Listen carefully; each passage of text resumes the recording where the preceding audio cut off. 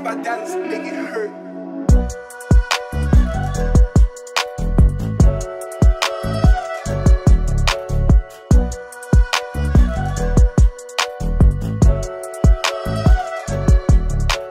Hello everyone, कैसे सभी लोग? उम्मीद करता हूं सभी लोग बहुत अच्छे होंगे। Welcome back. अगर आप ऐप पर देख रहे हैं तो वेलकम बैक टू पढ़ले इस ऐप, और अगर आप यूट्यूब पर देख रहे हैं तो वेलकम बैक टू पढ़ले 10th। आज हम पढ़ने वाले हैं लीनियर इक्वेशंस इन टू वेरिएबल्स। एक बहुत ही इजी चैप्टर है, ठीक है, जिसने भी बचपन से ये पढ़ रखा है कि दो इक्वेशन अगर दी गई है, अगर उसमें एक्स और वाई वेरिएबल्स हैं, फिर ए और बी वेरिएबल्स हैं, फिर जो भी वेरिएबल है, ठीक है, अगर उनको पता है कि ये दो वेरिएबल्स की वैल्यू कैसे निकालते हैं तो आपको ये चैप्टर 80% तो ऑलरेडी आता है, ठीक है। पर जिसको कुछ भी नहीं पता, आज हम लोग बिल्कुल डिटेल में पढ़ने वाले हैं और तुमको बहुत मजा आएगा, क्योंकि इस वीडियो को देखने के बाद में आपका इस चैप्टर को लेकर जो डर है, क्योंकि मैं कमेंट्स में पढ़ सकता था बहुत सारे बच्चों को इस चैप्टर को लेकर डर था, वो डर जो है आज खत्म होने वाला है, ठीक है। अच्छा, एक और चीज मैं बता दूं यार, जो भी बच्चा ये एप्लीकेशन के ऊपर देख रहा है वेल एंड गुड, जो भी बच्चा ये यूट्यूब के ऊपर देख रहा है, मैं बता दूं कि आपके जो सारे लेक्चर्स है ना, वो ऐप पर 3 दिन पहले ही आ जाते हैं। हमारी जो पढ़ले की एप्लीकेशन है, हमारी मतलब हम लोगों की जो पढ़ले की एप्लीकेशन है, उसके ऊपर ये सारे लेक्चर्स जो है वो 3 दिन पहले ही आ जाते हैं, कंप्लीटली फ्री आते हैं, पर वहां पर आपके लिए डिस्ट्रैक्शन फ्री माहौल होता है, ठीक है। तो जिसने भी अभी तक पढ़ले की एप्लीकेशन को इंस्टॉल नहीं किया है वो कर लेना, ठीक है, बता देता हूं मैं, ठीक है।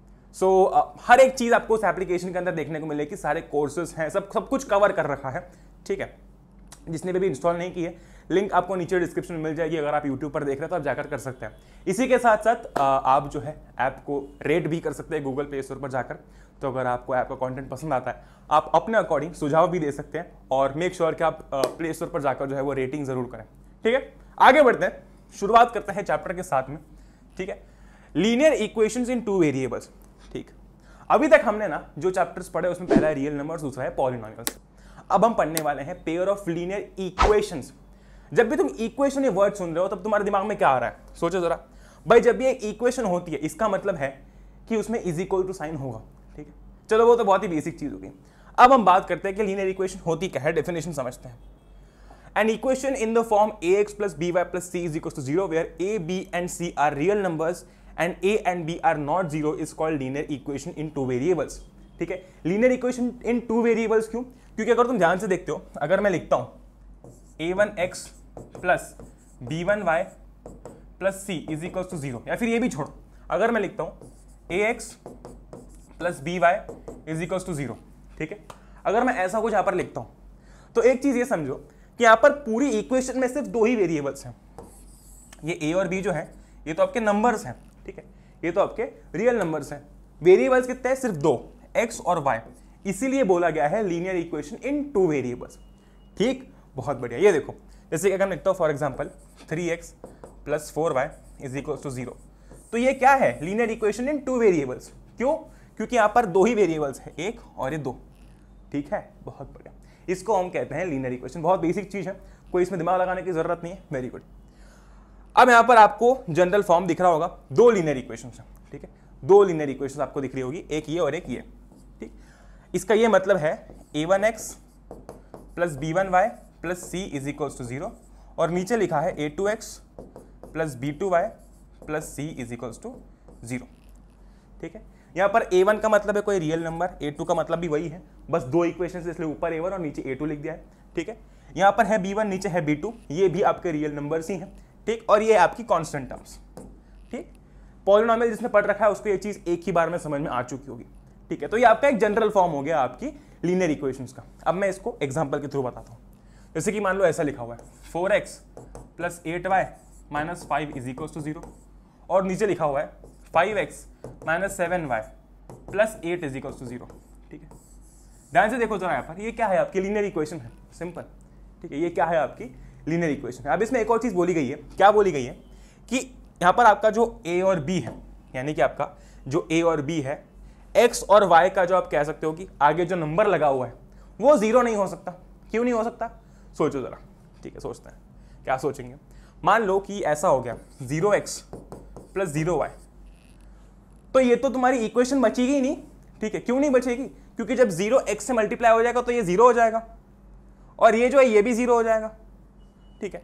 तो कुछ बचेगा ही नहीं, ठीक है। इसलिए कुछ ना कुछ होना पड़ेगा ना वहां पे, इसीलिए कहा जाता है कि वहां पर 0 नहीं हो सकता। अगर 0 होगा तो कुछ बचेगा ही नहीं, फिर इक्वेशन का एक ही बचेगी, ठीक, बहुत सही। देखो ये बहुत बेसिक चीज है, इसमें इतना डीप जाने की जरूरत नहीं है, क्योंकि अगर तुम बहुत ज्यादा डीप जाने जाओगे तो तुम खुद ही कंफ्यूज हो जाओगे कि मैं जो पढ़ रहा था क्या वो सही था गलत था।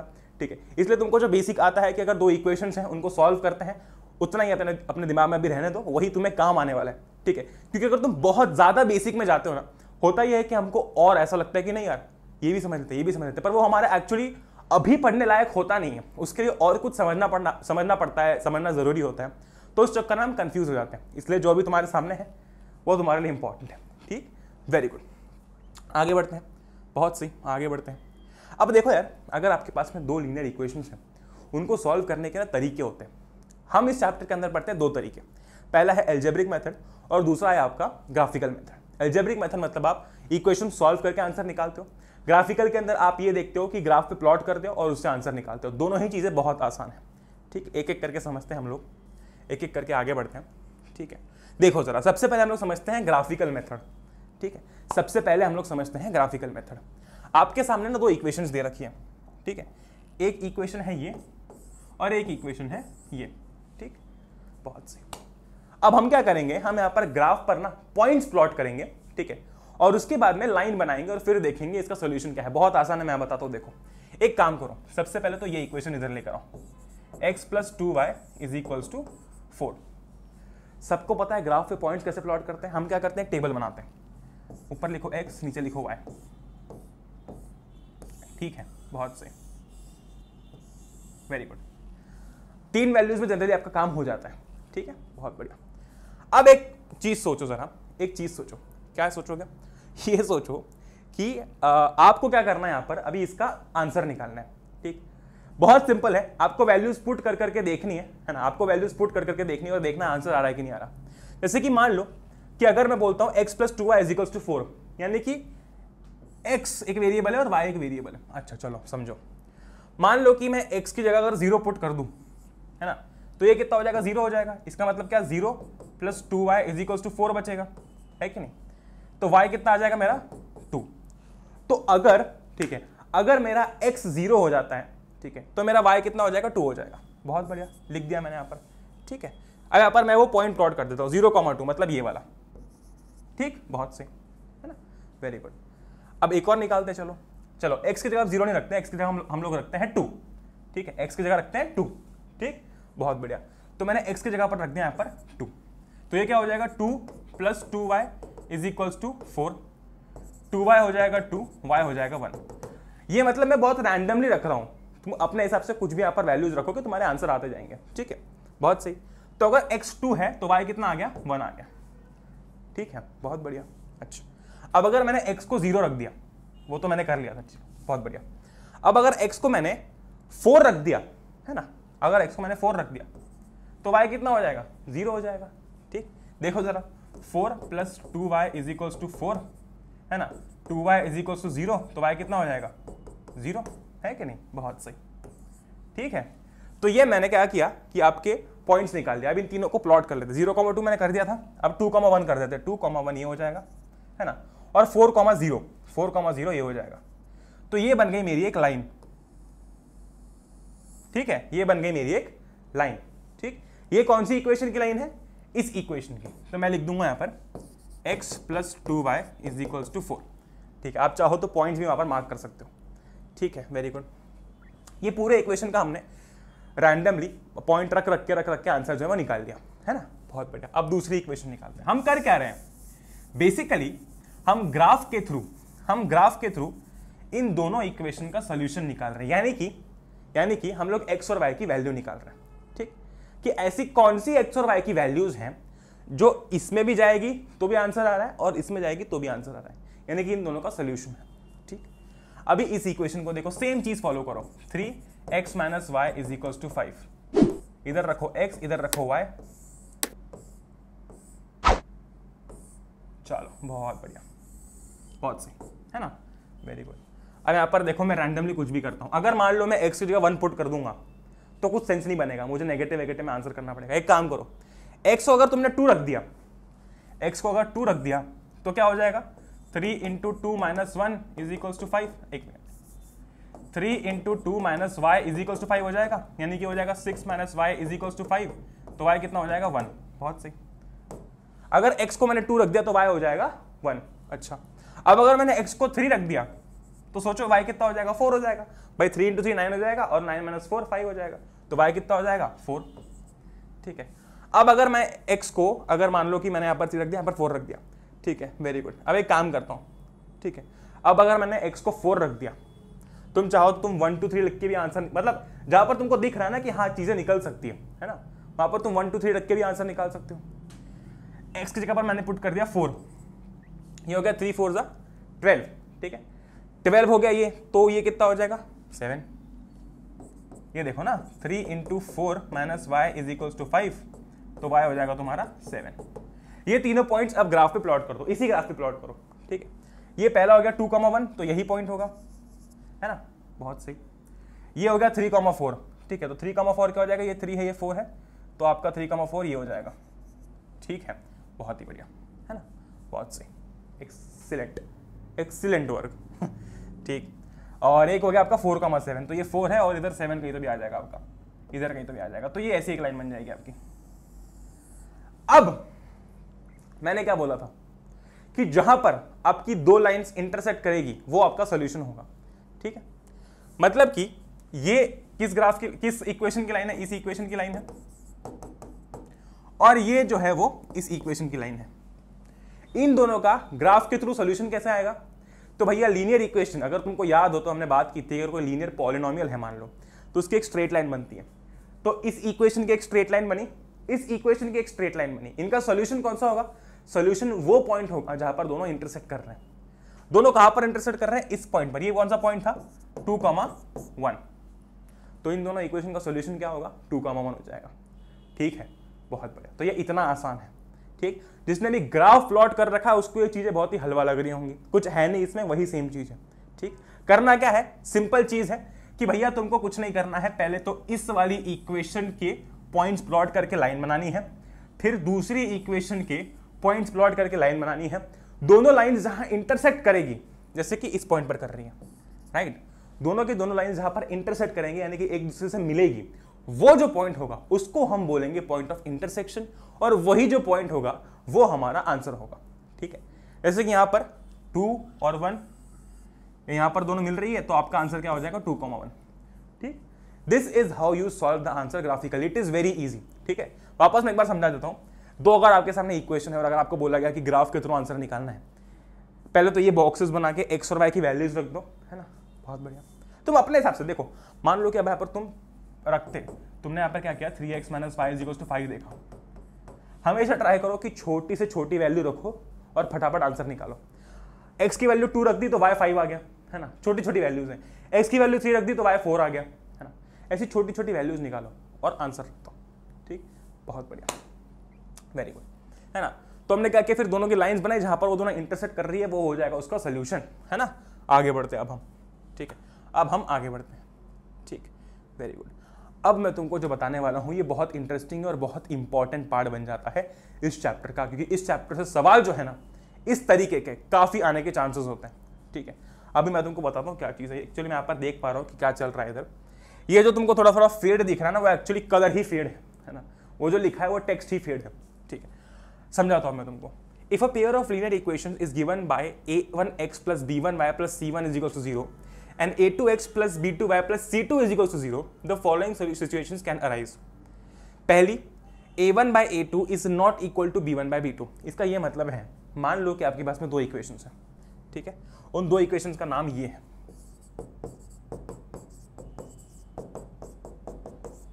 ठीक है।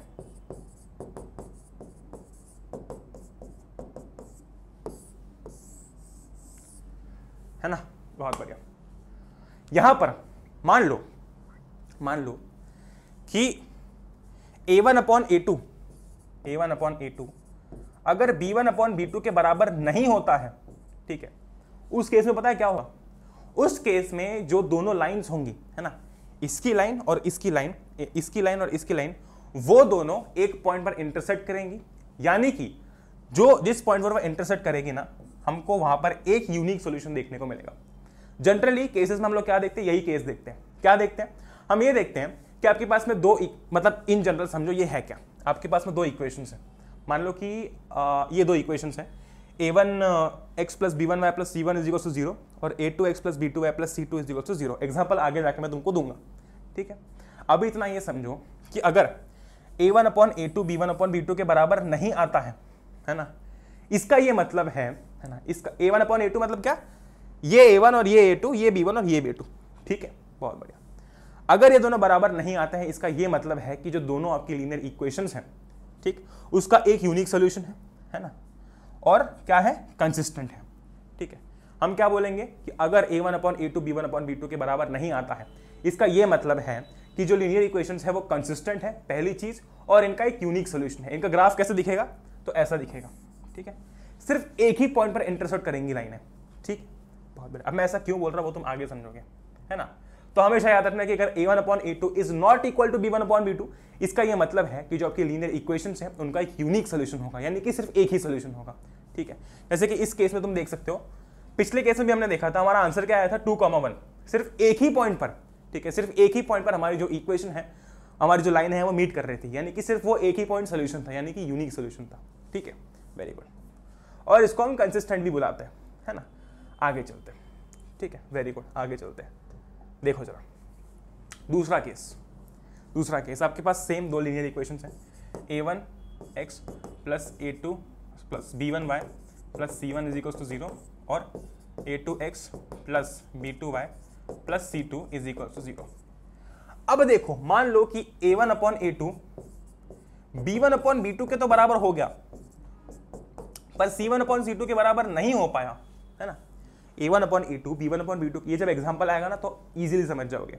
a1 upon a2 b1 upon b2 के बराबर तो हो गया, पर ये c1 अपॉन c2 के बराबर नहीं है।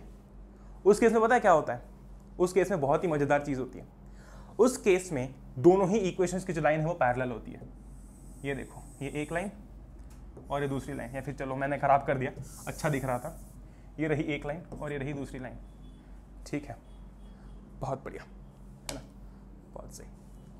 इसका ये मतलब बन जाता है कि भाई साहब, अगर ये दो लाइनें आपके पास में हैं, मतलब आपके पास में अगर कोई ऐसी इक्वेशंस हैं जिसमें a1 upon a2 b1 upon b2 के बराबर तो है, पर c1 अपॉन c2 के बराबर वो नहीं निकलता है, ठीक, उस केस में, ठीक है, उस केस में आपके पास जो दोनों इक्वेशंस की लाइन आती है, ठीक है, वो आती है पैरेलल, और इस केस में कोई सोल्यूशन नहीं मिलता है, ठीक है। तुम देख सकते हो भाई, सोचो जरा, सॉल्यूशन तब मिलेगा जब दोनों लाइनें इंटरसेक्ट करेंगी, ठीक है, तब वो जो इंटरसेक्शन वाला पॉइंट होगा वो सॉल्यूशन होगा।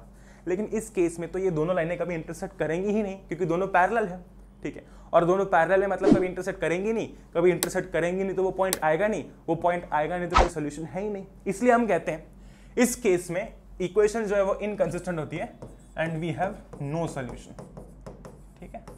लास्ट केस में क्या था, a1 अपॉन a2 अगर b1 अपॉन b2 के बराबर नहीं है तो सॉल्यूशन यूनिक है और कंसिस्टेंट है।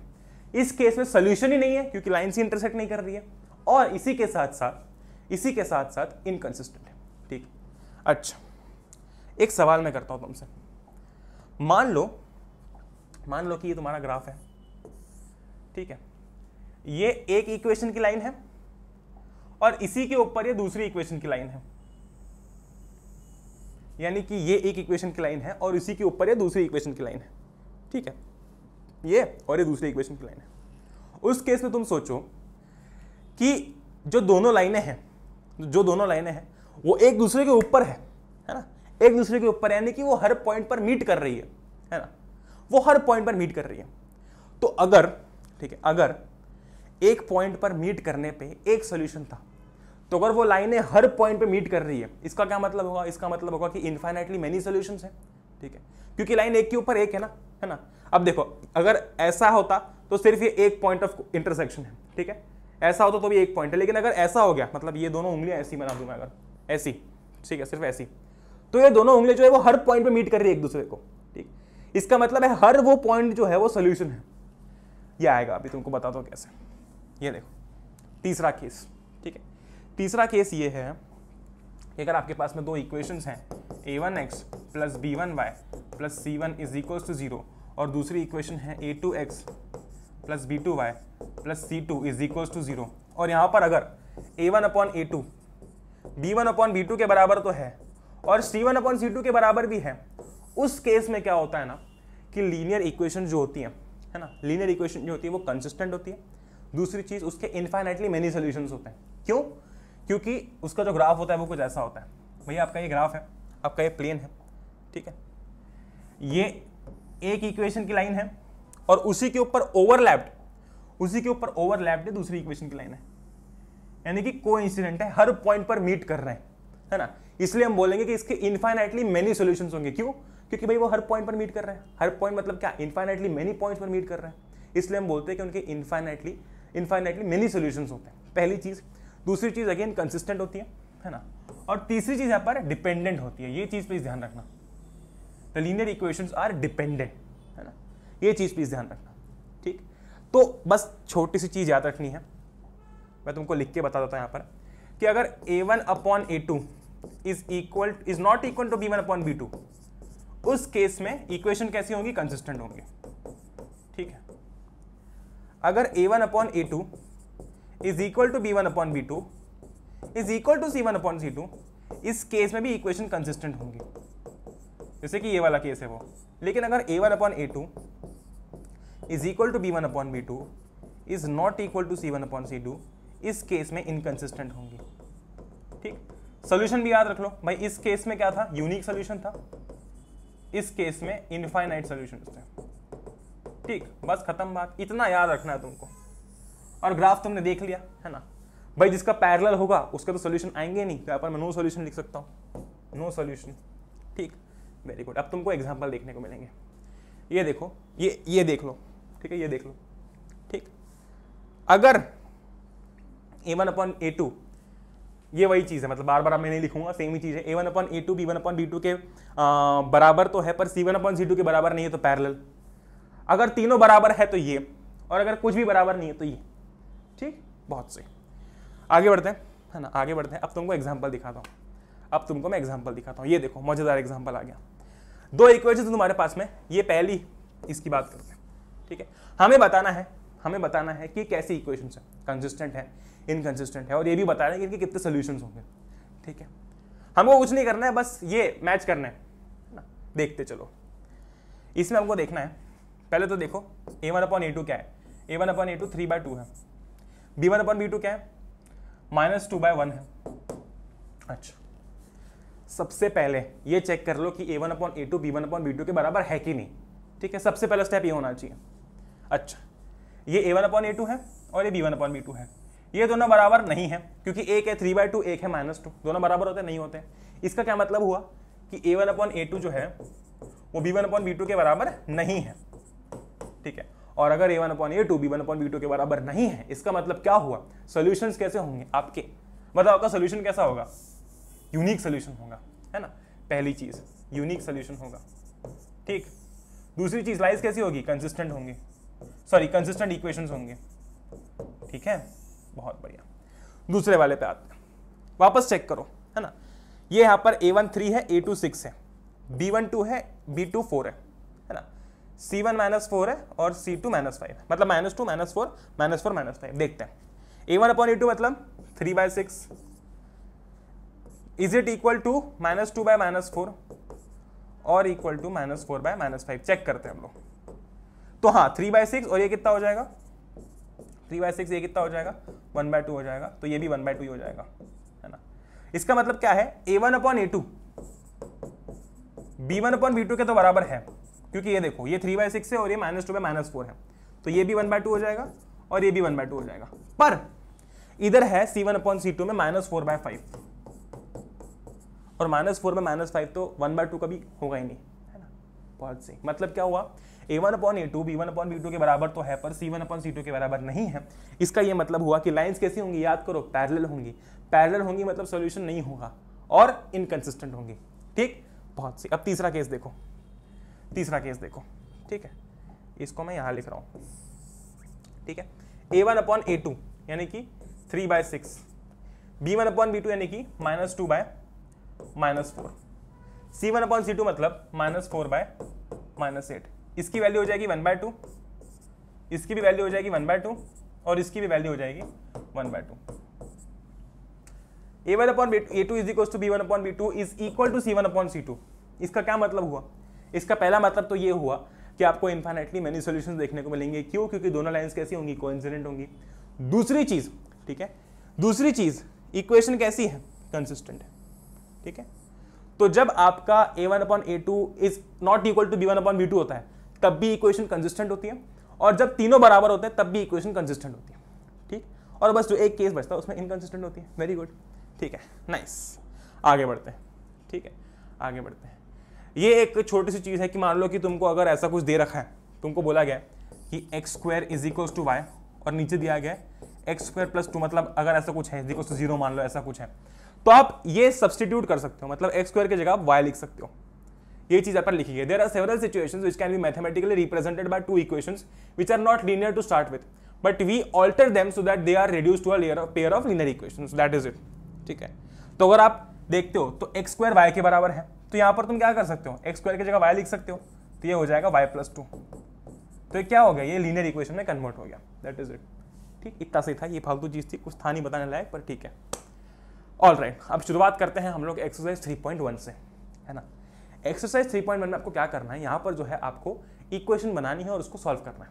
ठीक है, मैं तुमको कुछ ऐसे तरीके बताऊंगा जो कि तुमको बहुत हेल्प करेंगे ये एज वेज वाले क्वेश्चन करने में। ठीक है, चलो बताता हूँ। ठीक है, आ जाओ। Aftab tales his daughter 7 years ago I was 7 times as old as you were then। मतलब 7 साल पहले आफ्ताब की एज जो थी वो अपनी बेटी के एज की 7 गुना थी। ठीक है, 7 साल पहले, है ना, बहुत से। फिर अब आफ्ताब कहता है कि अब आज से 3 साल बाद मैं तुमसे 3 गुना बड़ा रहूंगा, है ना, यानी कि आज से 3 साल बाद I will be 3 times your age. ठीक है, हमको बताना है कि इनकी एज क्या है ना, इनकी, मतलब आप इसको ग्राफिकली और इस थ्रू कैसे रिप्रेजेंट कर सकते हो, है ना, एल्जेब्रिकली कैसे रिप्रेजेंट कर सकते हो। मैं आपको ग्राफिकली बता दूंगा, एल्जेब्रिकली आप खुद आसानी से रिप्रेजेंट कर सकते हो। क्यों? क्योंकि दो आपके पास में इक्वेशंस आएंगी, ठीक है, और वो 2 इक्वेशन आपको प्लॉट करनी है, दैट इज इट। ठीक है, देखो जरा, अब इसकी मैं ट्रिक बताता हूं। लेट अस अज्यूम, ठीक है, let's say present age of Aftab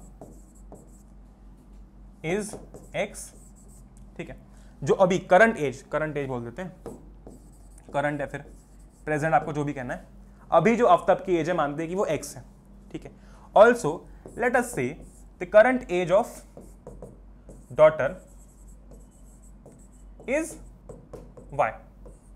ठीक है, यानी कि आफ्ताब की आज की डेट में एज x है और उसकी डॉटर की आज की डेट में एज y है। ठीक, बहुत बढ़िया। अब इसकी इक्वेशन बनाते हैं। आफ्ताब कहता है कि 7 years ago, अब जब 7 years ago की बात चल रही है तो आफ्ताब की एज भी आज से 7 साल कम होगी, है ना, और आफ्ताब की डॉटर की एज भी आज से 7 साल कम होगी। यानी कि अगर मान लो कि मैं हूं 21 साल का, ठीक है, अब कोई मुझसे बोलता है 7 साल पहले तेरी एज क्या थी, तो मैं बोलूंगा 14। ठीक है, वैसे ही आफ्ताब की एज, अगर मैंने क्या किया, आफ्ताब की मेरी एज है 21, किसी ने मुझे बोला कि 7 साल पहले तेरी एज क्या थी, तो मैं बोलूंगा 21 - 7 14। सिमिलरली आफ्ताब की आज की डेट में एज क्या है, x। ठीक है, तो उसकी 7 साल पहले एज क्या होगी, x - 7। ठीक, वेरी गुड, है ना, नाइस। और इसी के साथ साथ आफ्ताब की डॉटर की एज क्या होगी 7 साल पहले, y - 7, है ना, बहुत सही। तो ये चीज हमेशा ध्यान रखना कि दोनों की एज पहले according to the question given लिख लो। तो अभी ये कह रहा है 7 साल पहले, यानी कि 7 years ago, यानी कि x - 7 is equal to I was 7 times as old as you were then। मतलब आफ्ताब कहता है कि 7 साल पहले ना तुम जितनी उम्र की थी उससे मैं 7 गुना बड़ी एज का था। ठीक है, 7 साल पहले आफ्ताब की एज भी x - 7 थी, है ना, उसकी डॉटर की एज भी y - 7 थी, पर आफ्ताब ये कहता है कि उस समय में तुमसे 7 गुना बड़ा था। ठीक है, उस समय में तुमसे 7 गुना बड़ा था, 7 गुना, I was 7 times older than you।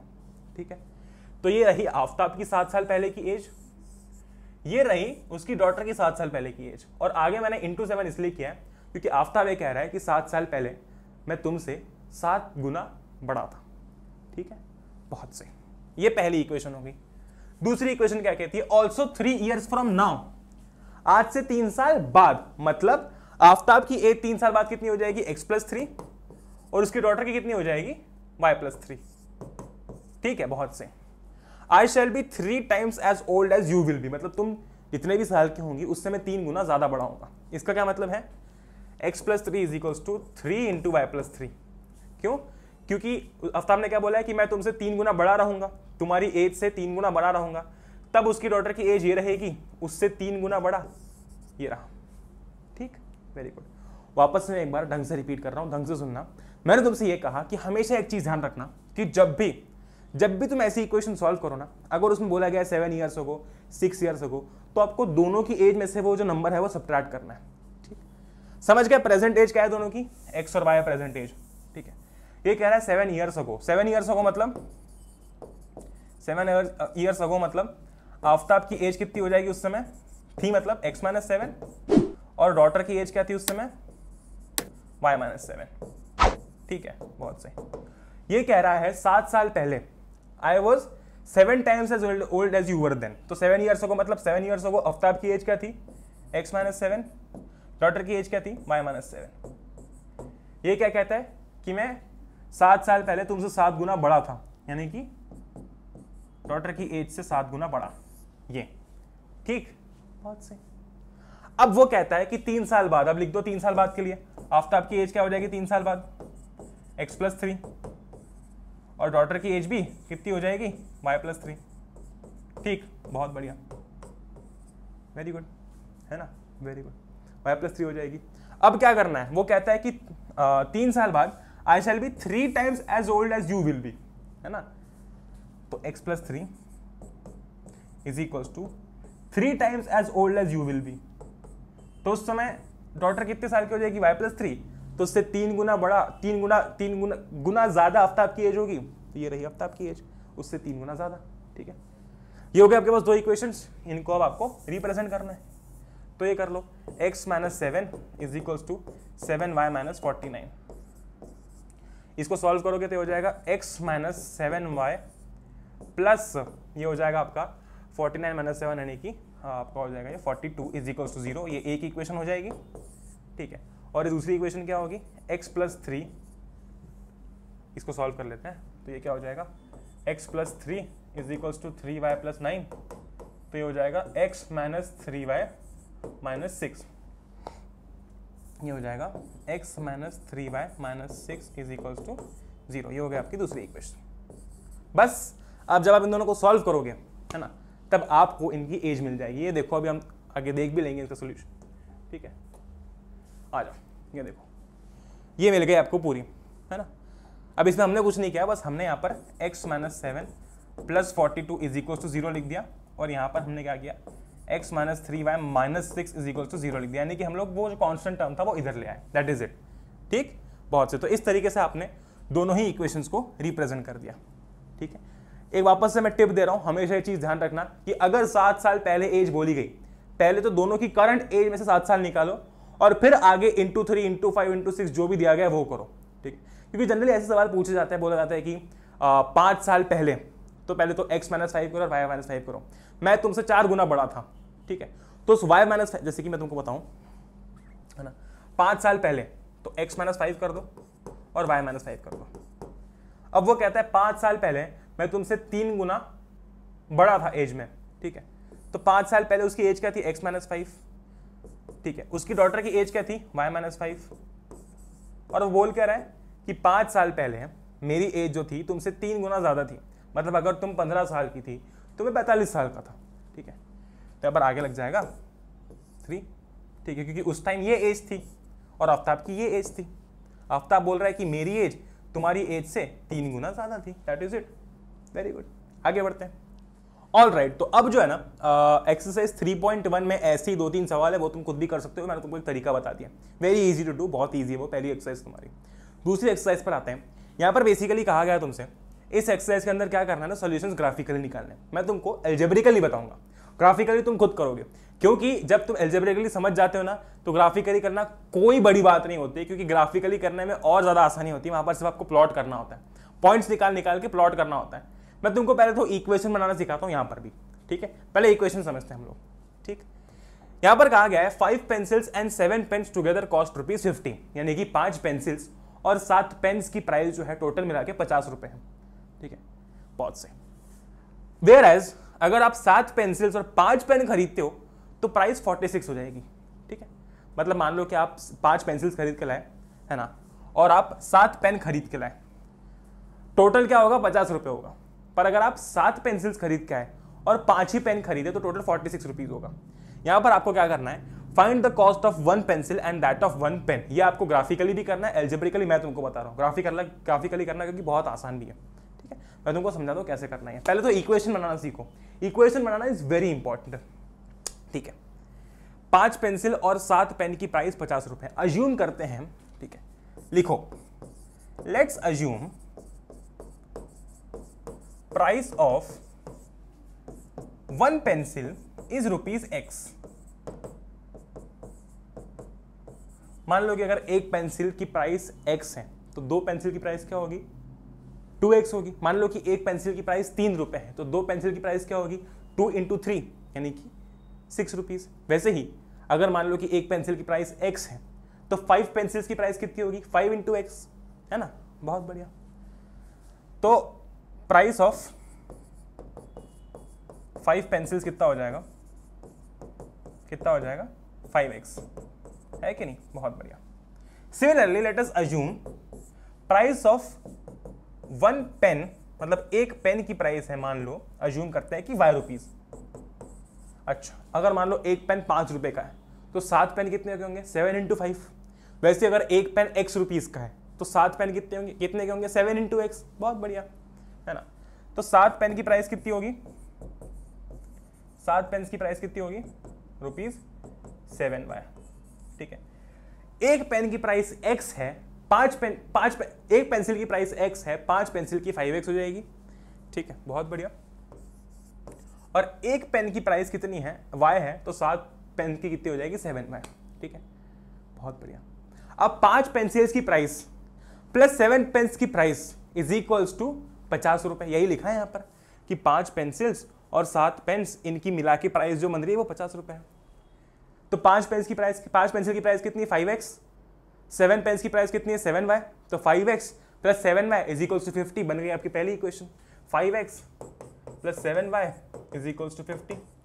ठीक है, बहुत बढ़िया, है ना। यही चीज लिखी है और क्या, बहुत बढ़िया, है ना। ग्रेट।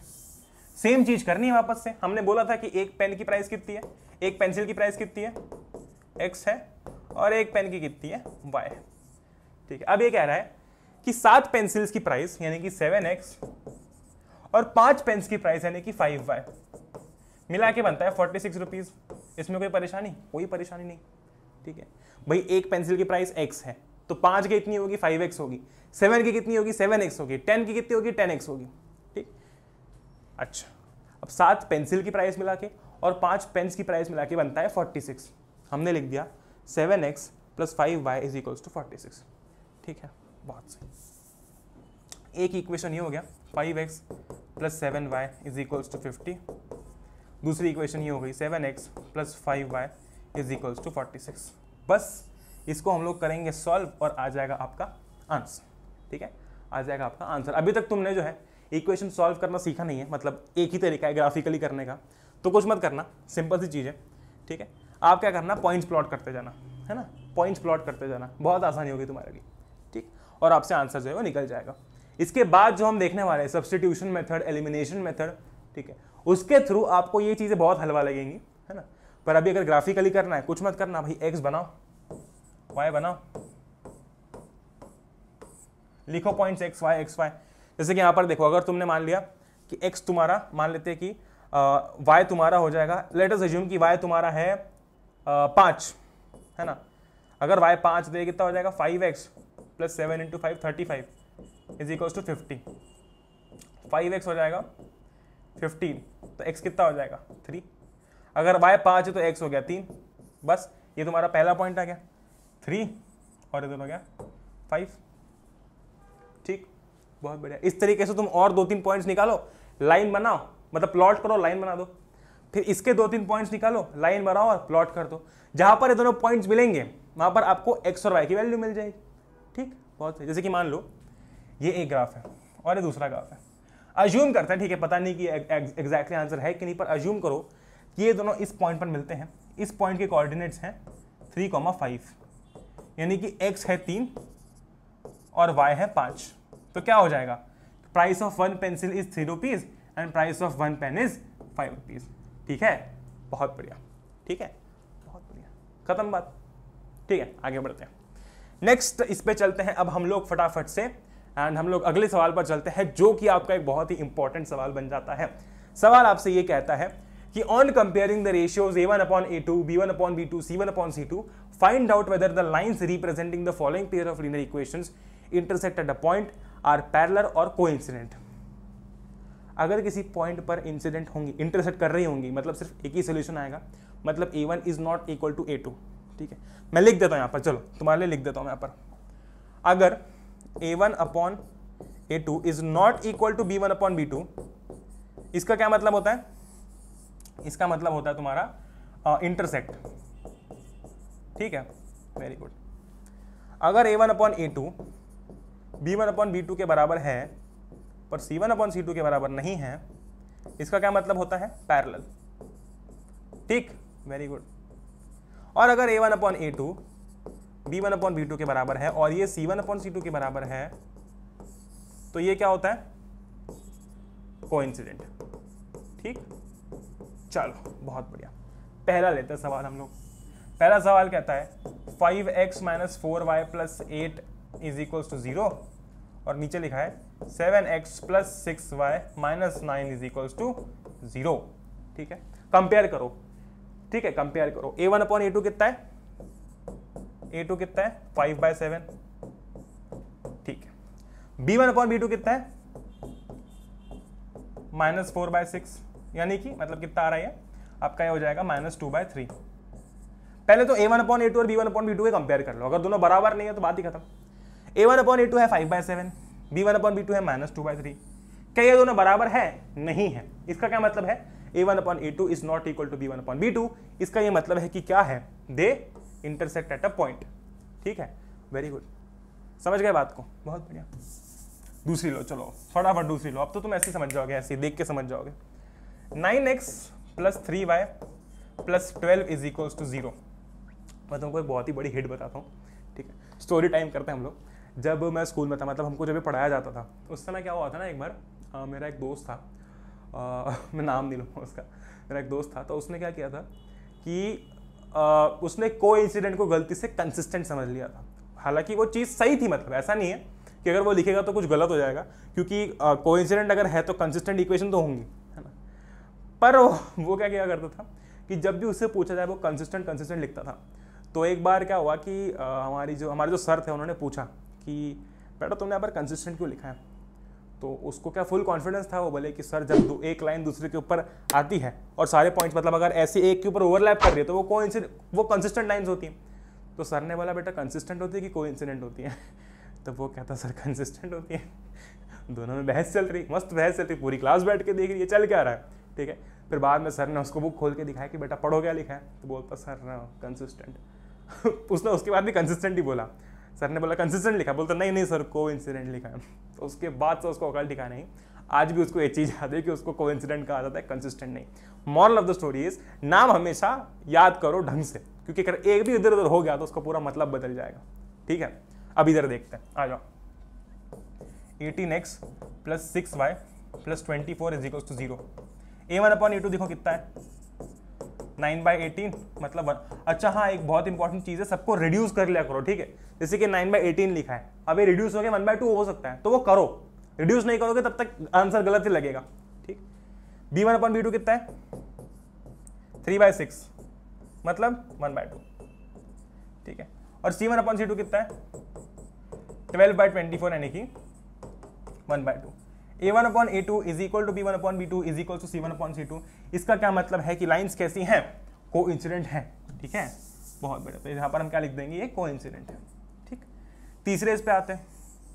यहाँ पर है 6x - 3y + 10 = 0, और नीचे लिखा है 2x - y + 9 = 0। a1/a2 कितना है, 6/2 यानी कि 3। b1/b2 कितना है, -3/-1 इज इक्वल्स टू 3। C1/C2 कितना है 10/9, रिड्यूस नहीं हो सकता, यानी कि A1/A2 B1/B2 के तो बराबर है पर C1/C2 के बराबर नहीं है। इसका क्या मतलब हुआ कि लाइंस कैसी होंगी, पैरेलल होंगी। ये देखो मैंने लिख रखा है यहाँ पर, ठीक, इतना आसान नहीं है, बच्चों का खेल है ये, ठीक है, एक बार प्रैक्टिस करोगे सब आ जाएगा। ठीक है, आगे बढ़ते हैं, है ना, आगे बढ़ते हैं। बहुत सही। अब यहाँ पर यार ये जो सवाल है ये एक इंपॉर्टेंट सवाल है, क्योंकि ऐसे आपसे केस भी, आपसे असर्शन रीजनिंग के सवाल पूछे जा सकते हैं। ठीक है, ऐसे आपसे असर्शन रीजनिंग के सवाल पूछे जा सकते हैं। ठीक, और ऐसे टाइप के अगर आपने सवाल कर लिया, बेसिकली ये सवाल जो है मैंने ये ओसवाल की बुक से लिया था। ठीक है, वहाँ पर ये सवाल है ऐसे, मतलब उनकी जो क्वेश्चन बैंक है उसमें सवाल था, सो आई टुक दिस क्वेश्चन। ठीक है, अब बात करते हैं कि ये जो सवाल है आपका ये करना कैसे है। ठीक, बहुत बाय द वे, अगर अभी तक आपने कोई भी क्वेश्चन बैंक नहीं ली है तो मेक श्योर कि आप क्वेश्चन बैंक और सैम्पल पेपर दोनों आप ले लें। ठीक है, मैंने काफ़ी सारी बुक्स चेक कर रखी है, मुझे उस साल के जो सैम्पल पेपर हैं और जो आपकी क्वेश्चन बैंक है वो अच्छी लगी काफ़ी, तो आप वो चेकआउट कर सकते हो। ठीक, वेरी गुड, इसलिए मैंने सवाल भी लिया है वहाँ से, एक देखो जरा। सवाल कहता है if the equation 3x - y + 8 is equal to 0।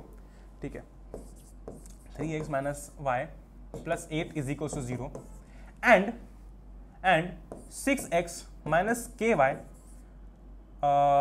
Is equals to -16, मतलब +16 इज इक्वल्स टू 0। मैं -16 को इधर ले आया। Represent coincident lines. ठीक है, कोइंसिडेंट लाइंस का क्या मतलब है, मतलब ये कह रहा है, असर्शन है, ये कह रहा है कि अगर ये जो इक्वेशंस है दोनों ये कोइंसिडेंट लाइंस को रिप्रेजेंट करती हैं तो k की वैल्यू 2 होगी। ये इसका कहना है, ये स्टेटमेंट है। अब हमको देखना है पहली बात तो ये सही है कि नहीं है। ठीक है, अच्छा, तो पहले देखते हैं कोइंसिडेंट लाइंस की क्या कंडीशन होती है। अगर लाइंस को कोइंसिडेंट होना है तो हम अभी पढ़ के आए हैं भाई A1/A2 B1/B2 होना चाहिए और C1/C2 के बराबर होना चाहिए। ठीक है, बहुत सही। ठीक है, अब ये कह रहा है कि k की वैल्यू 2 होगी, तो हम एक काम करते हैं, k की जगह पर 2 रख देते हैं। ठीक है, तो 3x - y + 8 is equal to 0, ये तो वैसे ही रहेगा। यहाँ पर हो जाएगा 6x - 2y + 16, क्योंकि उसने बोला है कि अगर k की वैल्यू 2 है तो ये कोइंसिडेंट है। ठीक है, बहुत बढ़िया। या फिर उल्टा। ठीक, देखते हैं A1/A2 कितना हो जाएगा, देखो जरा। A1/A2 हो जाएगा 3/6, डायरेक्टली लिख सकते हैं 1/2। ठीक है, B1/B2 कितना हो जाएगा, B1/B2 कितना हो जाएगा -1/-2, यानी कि 1/2। सही लिखिए ना हमने इक्वेशन, एक बार देख लो। 3x - y + 8 is equal to 0 और 6x - ky - 16 + 16 is equal to 0। ठीक है, और C1/C2 कितना हो जाएगा 8/16, यानी कि 1/2। तो हाँ जी, ये असर्शन तो एक सही स्टेटमेंट है। ठीक है, असर्शन क्या है, असर्शन एक ट्रू स्टेटमेंट है। ठीक, बहुत सही। तो इसका ये मतलब यहाँ पर मैं लिख सकता हूँ कि पहली बात तो दिस इज ट्रू। अभी रीजन देखते हैं, रीजन पढ़ते हैं। If the lines given by 3x + 2ky is equals to 2 and 2x + 5y + 1 is equals to 0 और parallel, then the value of k is, मतलब सेम चीज दे रखी है, ऊपर नीचे सेम चीज दे रखी है। यहाँ पर बस तुमको पैरेलल बोला, वहां पर ऊपर कोइंसिडेंट बोला। तो पहले तो ये चेक करो कि रीजन अपने आप में एक सही स्टेटमेंट है कि नहीं है। ठीक है, अपने आप में रीजन एक सही स्टेटमेंट है कि नहीं है। कैसे चेक करेंगे, वही सेम चीज, 3x + 2ky, 2 को इधर ला रहा हूँ, -2 इज इक्वल टू 0 और 2x + 5y + 1 is equal to 0, है ना। ये कहता है अगर ये पैरेलल, मतलब अगर k की वैल्यू 15 है तो ये पैरेलल है।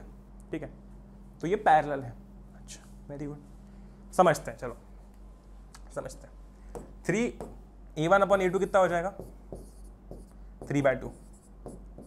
ठीक है, अगर पैरेलल होना होता तो क्या होती condition, A1/A2 is equal to B1/B2 is not equal to C1/C2। तो हम इस पर फोकस करते हैं कि A1/A2 जो है वो B1/B2 के बराबर होता।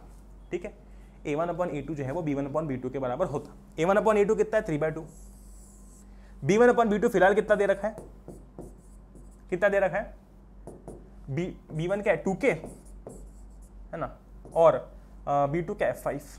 इसका ये मतलब है कि 3/2 जो है वो 2k/5 के बराबर होता, है ना। इसका ये मतलब है कि 15/4 होती k की वैल्यू। अगर ये दोनों लाइंस पैरेलल होती तो k की वैल्यू कितनी होती 15/4, तब जाके ये दोनों लाइंस पैरेलल होती। लेकिन रीजन क्या कहता है? रीजन कहता है कि k की वैल्यू 15 होगी तब ये पैरेलल होंगी। लेकिन हमने अभी अभी निकाला कि अगर k की वैल्यू 15/4 है तो ये दोनों लाइंस पैरेलल हो सकती है। पर रीजन क्या कह रहा है कि k की वैल्यू अगर 15 होगी तो ये दोनों पैरेलल हो सकती है। इसका ये मतलब है कि रीजन गलत है। ठीक है, इसका क्या मतलब है कि रीजन इज फॉल्स, रीजन गलत है। ठीक, तो हम क्या लिखेंगे? हम क्या लिखेंगे, मतलब आपको ऑप्शन दिया रहेगा, यहाँ पर मैंने मार्क दिया नहीं है इसलिए यहाँ पर ऑप्शन सी लिखा हुआ है कि असर्शन इज ट्रू, है ना। असर्शन क्या था? ट्रू था। हमने देखा हाँ भाई सही है, k की वैल्यू 2 ही होगी, पर रीजन गलत है, रीजन इज फॉल्स। क्यों? क्योंकि k की वैल्यू 15 नहीं होगी, k की वैल्यू 15/4 होगी, तब जाके वो दोनों लाइंस पैरेलल होंगी। ठीक, वेरी गुड, आगे बढ़ते हैं, है ना, आगे बढ़ते हैं। अब यहाँ पर एक और सवाल है, ये भी अगेन एक इजी सवाल है, मैं तुमको एक करके बताता हूँ। बेसिकली ये केस बेस्ड क्वेश्चन है। ठीक है, ये तुम इतना पढ़ सकते हो, वैसे इसमें ज़्यादा कुछ इंपॉर्टेंट होता नहीं है, पर पढ़ लिया करो। ठीक है, लिखा ये गया है कि it is common that governments revise travel fares from time to time based on various factors such as inflation on different types of vehicles like auto, rickshaws, वैसे एक ही चीज़ होती है, taxis, radio, cab etcetera. The auto charges in a city comprise of a fixed charge together with the charge for the distance covered. यानी कि हर city में ना एक फिक्स चार्ज तो होता ही है कि भैया तुम ऑटो में बैठे हो तो तुमको इतना चार्ज तो देना ही है। उसके बाद में फिर पर किलोमीटर एक चार्ज डिसाइड होता है। ठीक है, जैसे कि मान लो अज्यूम करते हैं कि मेरे शहर में ना एक फिक्स्ड प्राइस है 10 रुपये, है ना। मतलब अगर मैं ऑटो में बैठा और अगर मैं थोड़ा सा भी चलाऊँ तो मुझे 10 रुपये तो देने ही हैं। ठीक, फिर उसके बाद में एक सर्टन टाइम बाद में, सर्टन किलोमीटर बाद में ना पर किलोमीटर मुझे चार्जेस देने पड़ते हैं। ठीक है, बहुत सही। यानी अगर मैं ऑटो में बैठा और थोड़ा सा भी चला तो मुझे 10 रुपये तो देने ही है, वो तो फिक्स चार्ज है। फिर एक सर्टन किलोमीटर के बाद में प्राइस डिसाइड होती है। बहुत सही। अब सवाल पढ़ते हैं। सवाल क्या कहता है? मान लो कि एक सिटी है सिटी ए और एक सिटी है सिटी बी, है ना। ओके, ये हटा देते हैं, एक मिनट। हाँ जी, सिचुएशन 1 क्या है? इन city A for a journey of 10 kilometre the charge paid is ₹10 and for a journey of 15 kilometre the charge paid is ₹110। ठीक है, मतलब कि कोई व्यक्ति जो है, कोई बंदा जो है, वो सिटी ए के अंदर, ठीक है, सिटी ए के अंदर 10 किलोमीटर की जर्नी के लिए 75 रुपीज़ दे रहा है। ठीक है, 10 किलोमीटर की जर्नी के लिए 75 रुपीज़ दे रहा है। ठीक, अब इसका हमको इक्वेशन में कन्वर्ट करना है, हमको इसकी इक्वेशन बनानी है। ठीक है, बहुत सही। कैसे बनेगी इक्वेशन देखो जरा।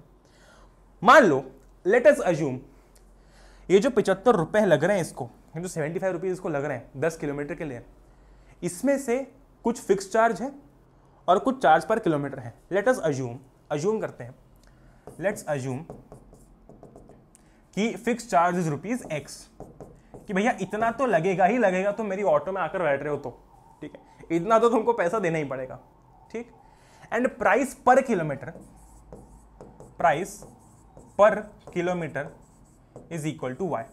ठीक है, मतलब मैं ऑटो में जाके बैठा, मुझे 10 रुपये तो देना ही है, मुझे ये X अमाउंट तो देना ही है।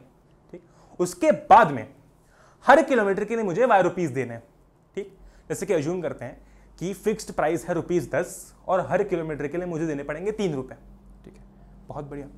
मतलब कि अगर मैं चल रहा हूँ 10 किलोमीटर, अज्यूम करो, चलो 10 नहीं, थोड़ा सा अजीब हो जाएगा, 15 किलोमीटर अगर मैं चल रहा हूँ, वैसे तो बहुत पुराने ज़माने की बात कर रहा हूँ, पर ठीक है, अगर मैं 15 किलोमीटर चल रहा हूँ तो मुझे उसे 15 × 3 यानी कि 45 रुपीज़ तो देने ही पड़ेंगे, क्योंकि ये प्राइस पर किलोमीटर है। इतने किलोमीटर में चला, इतने पर किलोमीटर की प्राइस है, यानी कि 45 रुपये तो मेरे 15 किलोमीटर के हो गए, प्लस जो फिक्स चार्ज है 10 रुपये वो भी मुझे देना है। इसका मतलब मुझे टोटल 55 रुपीज़ पे करना है। अगर इसको मैं इक्वेशन में कन्वर्ट करूँ तो कैसे कन्वर्ट होगा? देखो, X रुपीज़ तो मुझे फिक्स चार्ज देना ही है। ठीक है, X रुपीज़ तो मुझे फिक्स चार्ज देना ही है। ठीक, उसके बाद मैं उस ऑटो में 10 किलोमीटर चल रहा हूं तो मुझे 10 × Y, अगर हर किलोमीटर की प्राइस Y रुपीज़ है तो 10 × Y यानी कि 10Y, है ना। मतलब मुझे X रुपीज़ तो देना ही है, प्लस 10Y भी देना है क्योंकि मैं 10 किलोमीटर चल रहा हूं, और ये सब मिला के मैंने पे किया ₹75। वेरी गुड, ये बन गई आपकी इक्वेशन। दूसरी इक्वेशन क्या बनेगी? अगर मैं 15 किलोमीटर चल रहा हूं, है ना, उसी सिटी में अगर मैं 15 किलोमीटर चल रहा हूं तो क्या होगा? X अमाउंट तो फिक्स है, ये तो देना ही पड़ेगा। यहां पर आ जाएगा 15Y। क्यों? क्योंकि अब मैं 15 किलोमीटर चलाऊं और मुझे पेमेंट कितना करना पड़ेगा, 110 रुपये। ये लिखा है यहाँ पर, वेरी गुड। अब हमसे पूछा गया है if the fix charges of auto rickshaw भी ₹X and the running charges भी ₹Y पर किलोमीटर। मतलब मैं एक बार बैठ गया, मुझे X रुपीज़ तो देना ही है। अब अगर मैं 5 किलोमीटर चलूंगा तो हर किलोमीटर का मुझे Y रुपीज़ देना पड़ेगा, यानी कि 5 किलोमीटर का 5Y देना पड़ेगा। तब इसने पूछा है कि लीनियर इक्वेशंस क्या बनेंगी। देखो बहुत आसान है, ये एक बन गई तुम्हारी, ये दूसरी बन गई। देखो कहीं मिल रही है क्या ऑप्शंस में?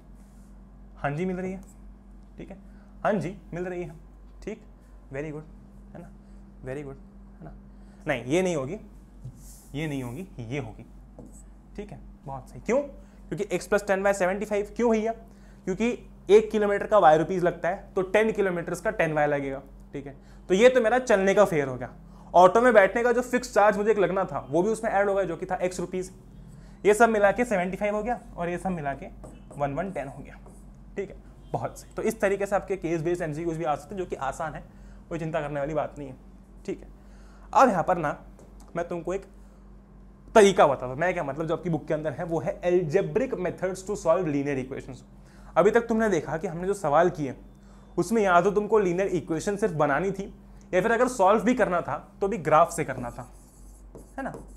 मतलब कि ग्राफ प्लॉट करके करना था, एक लाइन बनाई, ऐसी लाइन बनाई, फिर ये पॉइंट आया, ये पॉइंट ऑफ इंटरसेक्शन जो है मान लो 2,3 है तो x की वैल्यू 2 आई और y की वैल्यू 3 आई, क्योंकि ये x कोऑर्डिनेट होता है और ये y होता है, ठीक है।